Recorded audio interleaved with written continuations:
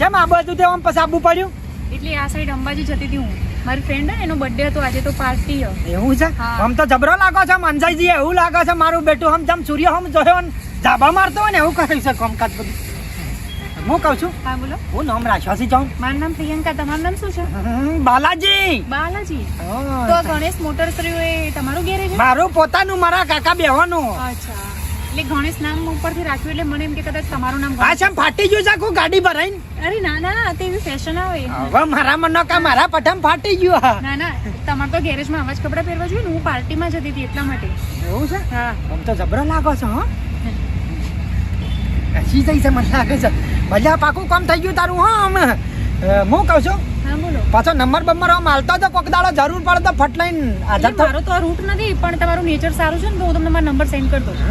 તાણે લ્યો અમે લખી જતા તારો વધો નહીં. આમાં પાસવર્ડ શું છે?